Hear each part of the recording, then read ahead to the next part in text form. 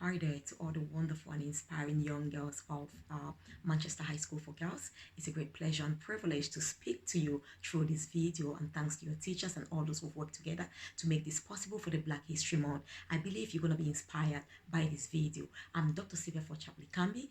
By profession, I'm a hematologist. I'm also a pharmacist, and I'm a leading empowerment and transformation authority, the founder and CEO of award-winning behavior change organization Voice of Nations, Dr. Sylvia Likambi International, and Dr. Sylvia Likambi International Health and Wellbeing Organization, amongst other companies.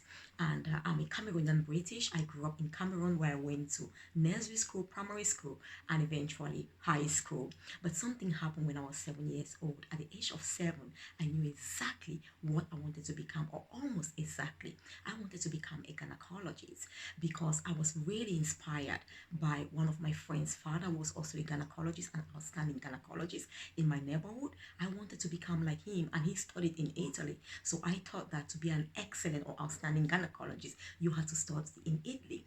So I told my parents, I'm going to go to university in Italy, because I had that vision of becoming a gynecologist. To me, it didn't matter, whether they had money or not. Where I came from, my background, my vision was so big, and I was so convicted in my spirit that I would eventually study in Italy when the time comes. And when the time comes, behold, I went to Italy, but it wasn't that straightforward.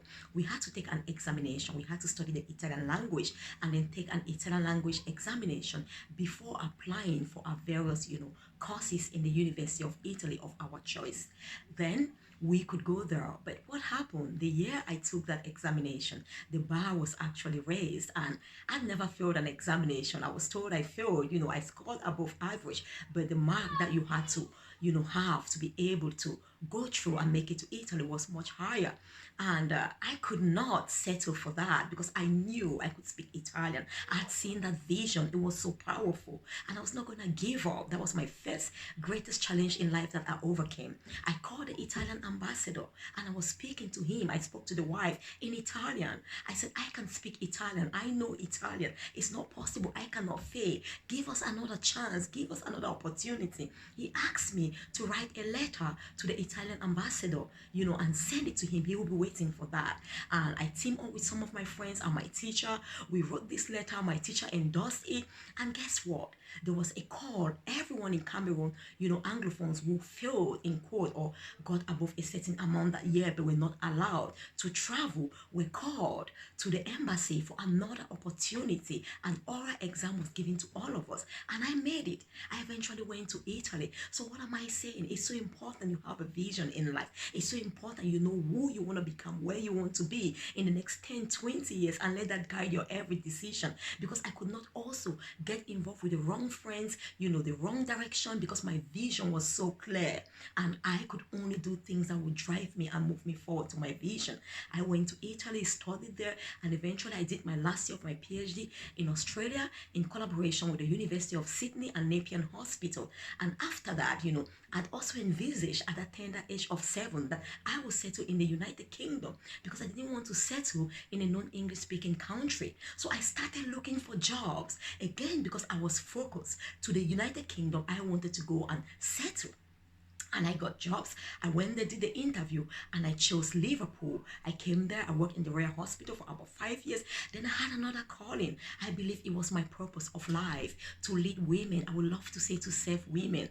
And after a while, 7 years after I had that prophecy or that vision, I left and founded my own organization, Voice of Nations, which works to educate, empower, inspire, and transform the life and status of young girls, women, and their families so they become aware of their rights and full potential and excel into positions of leadership and financial independence. And I've never looked back since then. It's been 10 years today, just over 10 years that I've been doing all of this work, empowering young people, adults, those who are depressed, those who don't believe in themselves, helping them gain self-esteem, confidence, understanding their uniqueness, their identity, their authenticity, and stepping out boldly and confidently to live the life they were born to live. Because I strongly believe we all have a purpose on planet planet Earth. And when you find your purpose, you begin to thrive. I'm also a best-selling author of about 4 books now. My latest book just came out, Success Blueprint, and it's all about you achieving success, you becoming all that you were created to become. You knowing what success means to you. It's not about what society thinks, but it's about how you feel. You need to become fulfilled. You need to become accomplished and add value and impact lives. So that is what I'm currently doing now, and it's a huge pleasure and privilege to serve millions across the globe, by making them understand that they are unique, they are powerful, they are amazing. It doesn't matter where they are right now. Some of my greatest role models, there are so many of them, but I'll mention two: Helen Keller and late Dr. Miles Monroe.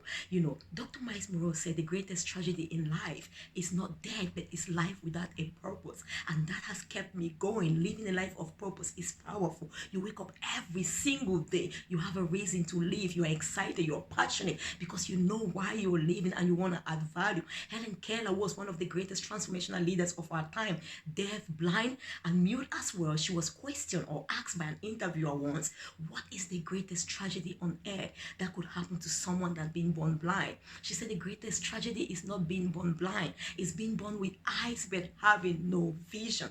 I love them. They're interlinked, because we can have eyes actually, you use your eyes to see, but then with your vision you use your heart. It's an internalized mental picture of an ideal life, an internalized mental picture of your purpose. When you have a vision, it doesn't matter where you come from. You don't see your skin color, you don't see your background, you don't see your circumstances, you don't see your now. You see where you are heading to, and you prepare based on your destination. That has been my key focus. That has been my key fuel and passion and catalyst to drive my every success in life, and has given me the opportunity to inspire millions to do the same. So I want to stop here and just ask you today, what's your vision?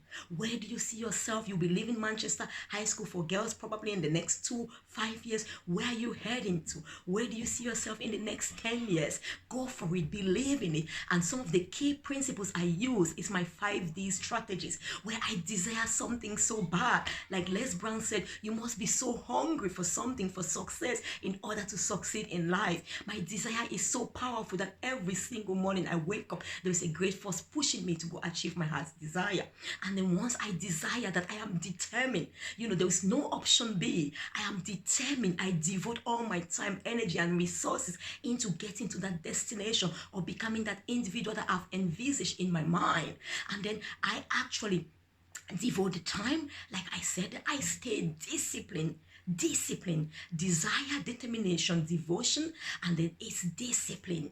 It's discipline. I wish you all the same. There is no way you're going to fail. There is actually no failure in life. Every failure is a feedback of what you don't want to do, or you don't have to do next time, or the way you have to go the next time. So you just believe in yourself. You never fail until you quit. And I know that you are all winners. You are all victors. You are actually born to succeed. Success is your birthright, but you must actually desire it and step out and reach out and achieve success in every area of your life. I wish you a truly wonderful and inspiring Black History Month. We are all amazingly unique and powerful. And I want you to look at people not based on their skin color, gender, background, or where they come from. In fact, Dr. Miles Monroe came from a very poor background. He ended up a multi-millionaire with his own jet. It's not where you come from that determines how you end your life. It's your purpose. It's where you're going to that will determine where or you will be, or how your life will become. So I wish you the same. Don't settle for anything less.